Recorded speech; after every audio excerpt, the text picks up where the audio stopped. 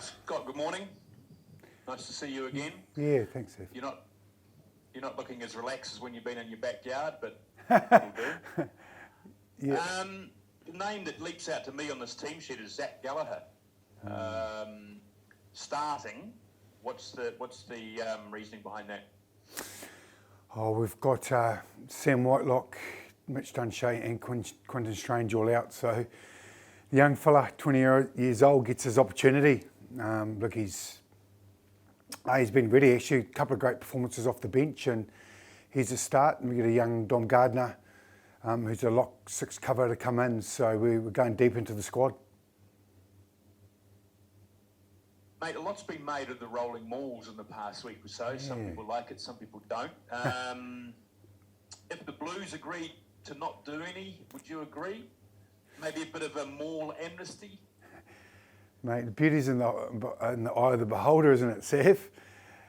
There'll be some few old wily Fords that would be turning over around that comment. Look, it's part of our game. We love it. We love defending it, and we love scoring tries, and that's uniqueness that sets our game apart. And so we're fans of it. I can see what people are saying though. You're obviously quite good at defending it, given what happened in that last play last week. We beat him in the air. That was right. Yep, correct. Mate, crowds, since we've been allowed crowds again, have been okay, but not booming like we saw in 2020 after the gates were flung open again. Do you think there's still a little bit of anxiety out there amongst fans? I think, like anything, it's a bit of a slow build. Everyone's sort of come off of a period of time, a lot of unknown, and now their chances to come back to get some normality. And I think a game like this is perfect. You know, the Blues at home, top of the table clash, and it's set right up for everyone to get back into our beautiful little stadium and get right behind us. There is people are a little bit sheepish, but it takes time. That'll do for me for the moment. Thank you. Thank you. Cheers. Hey Scott, Glenn here. Just checking in with you to see if you've got some comments about the way the Blues are playing at the moment. Or what are you seeing in them that might not worries you about this weekend, but that you think could be causing? The Blues, obviously after an impressive performance on the weekend, they'll be pleased that, to beat a tough Chiefs side in Hamilton is a great day out. They've been superb around the breakdown. They've been really physical. They challenge you there. They challenge the ref around the breakdown area and just keep pushing the limits. And they're great at it. They've got a couple of players in Bowden and Rico in their backline that can light things right up, and they've got a good balance between playing tough and executing their game plan. So they're well rounded. Yeah. That's cool. Thanks, mate. That's it from me today. Cheers, Glenn. Razor, the Blues haven't beaten you guys in Christchurch since 2004. How much of a source of pride is that for you guys, that home record that you guys have against them? I look extremely proud of it. It's a long time, isn't it? You sort of every year the sort of stat comes up, and you just want to make it another one through performance and effort. So, the records are built on a massive amount of energy put into that game that night. We know every game has got its own narrative, and this it's another special one in the history and the chapter of it. And our game needs it. Super Rugby needs it. It's a beautiful thing when these things come together on an Easter Friday. Yeah. The Crusaders probably haven't hit, and I hope I'm not speaking out of turn, but haven't, hit 100% yet this season. How much do you need to be close to that against a pretty rampant Blues team this weekend? The last 3 or 4 weeks have been massive for us. Every time you play a game, it's a final in a lot of ways. A team beats you, and that makes their season. Everything's ramped up. The intensity of our games and the physicality of these New Zealand teams, playing the so 7, 8, 9 games in a row of Kiwi teams is hugely physical. Minor Pacifica obviously know the threat they have with some big bodies that hit you. So it's been week after week after week, and you know all of our guys are a good fit back from COVID, and you just got to win those tight ones and then build from there. And this is just another opportunity for us to run out and play another Kiwi team. Probably a little bit more on it than normal. But, you know, the last 3 years, the intensity and the spike, the running loads, the contacts, we just keep getting more and more and more in these games. And, you know, the bodies take a while to come right. But as long as you do what it takes to get that win.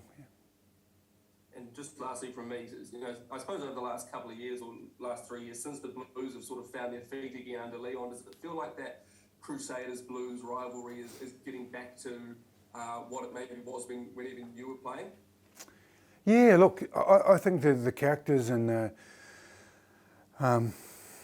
what's the word for it? Yeah, the characters and everyone that's involved in these games, especially there's a little bit of throwback to the Carlos Mertz, Marshy / Ali Williams days, isn't it? Where there's so many characters with their personalities that can come in and everyone loves to watch, and there's a few twists and turns, and that's the part we love about the sport. You know, you've got the game, but everything, the personalities that are involved with it. So, yeah, I think it is. You know, Leon's a great coach, and he's done some great things up there, and I think just the whole package leads to a massive night. Thanks, Razor. Good luck. Cheers. Morning, Scott. Lynn McConnell, AllBlacks.com. Just with the bracket there at tight head, how concerned are you for Fletcher? Concerned enough to bracket him. Yeah. Yeah. So what's it going to take for him to play? Or get through training today. That's, yeah, it's as simple as that, really. He's close, but close enough. Ollie Jager's coming back from thumb injury as well, and he's been really good. So we're just giving the opportunity for either or of them to come through and play. Yeah. Okay, and you mentioned the guys at lock that are out. What's the perspective for them coming, you know, in the next few weeks? Dunshay's out for the season. Quinton Strange is 6 to 8 weeks. And Sam Whitelock was close to playing this weekend, so he'll be back available next weekend if his x-ray's okay tomorrow. Okay, you know, teams are always looking for aspects to build games around. This could obviously be a mini New Zealand final, if you like. Are you looking at it that way? No, we haven't quite built it like that. That's for you guys reporters to do that. We take it back and just make sure our preparation and leads to a really good performance. You know, we shape it, we have our mindset for the week, and we build off the back of that. But you know, there's finals footy at the end of it. But yeah, in a lot of ways, this is probably the crescendo to the end of the New Zealand League before we get on tour with the Aussies. And just a minor thought in relation to that. Is it worth having a New Zealand section of the competition? Would that add to the value of it? So that every New Zealand game becomes a competition for the New Zealand title within the competition.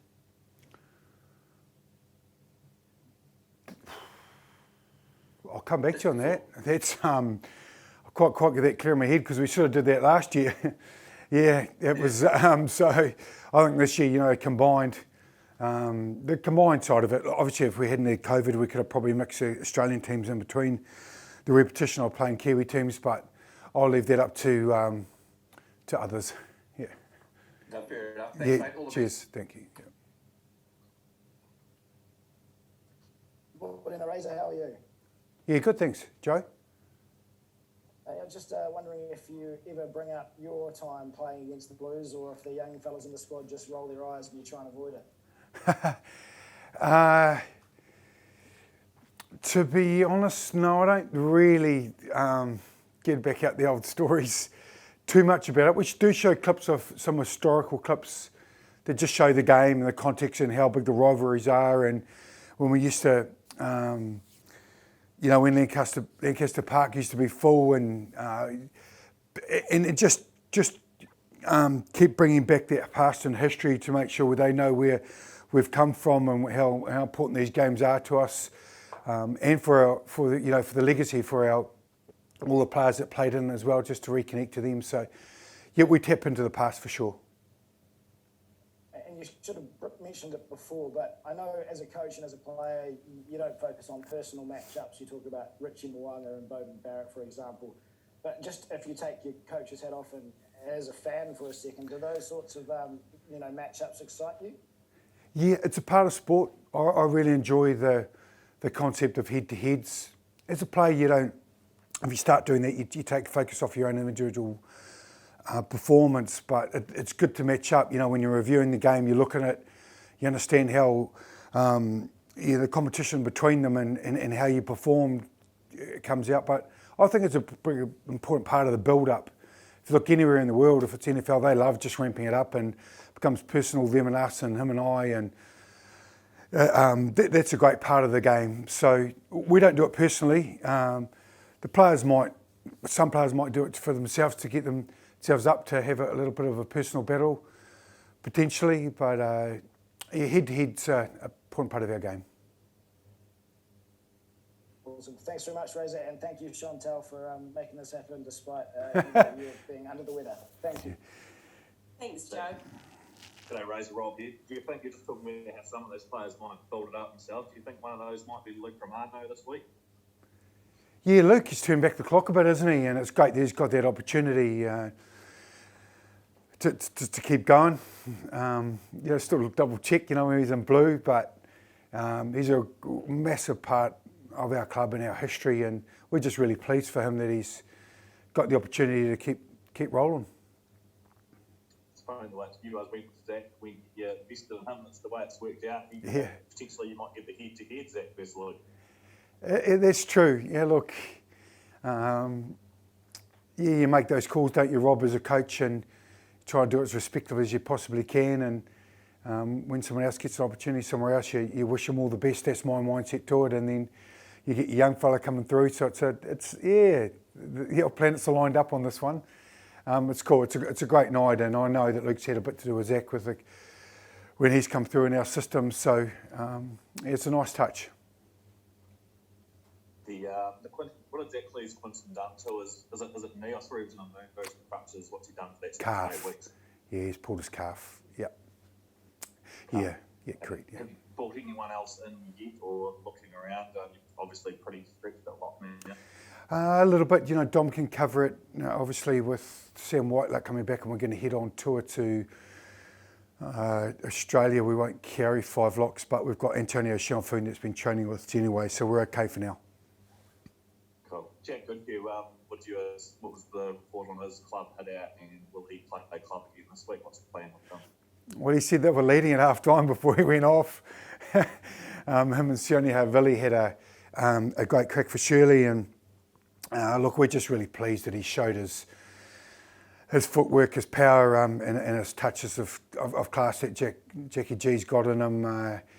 Just to come off that field in one piece and really healthy. So there's no club rugby this weekend, so he'll run water for us this weekend and get back into the flow of match preparation before we go on tour to Australia for 4 matches. Cheers, Rosa. Thank you. Cheers, Rob. Just last questions from you, Nick. G'day, Raz. I'm not entirely sure exactly what's been covered off at the top. I was wondering just if there was any sort of focus around, I know you guys pride yourselves a lot on finishing games strongly in the second half. Yeah. I'm not sure, was it no points against the Highlanders, and then similarly low scoring against the Canes? Has that been an area of focus, and what does it come down to close? Obviously you've closed out games, but to roll some points together as well. Yeah, it's a good question. There's just such fine margins in these games, and we know history shows that, especially the Kiwi team games, those last 20 minutes are pretty defining. Any team can score tries pretty quickly. We've got a lot of great athletes that can create something out of nothing or do a special play. So to shut those games down is pretty special. Look, we train it, drive pretty heavy mindset around it. staying in that fight and completing your finishing your job. So look, we're really pleased about it. That's what resilient, tough teams do, and that's what it's taken. And it's, this week ahead could be exactly the same.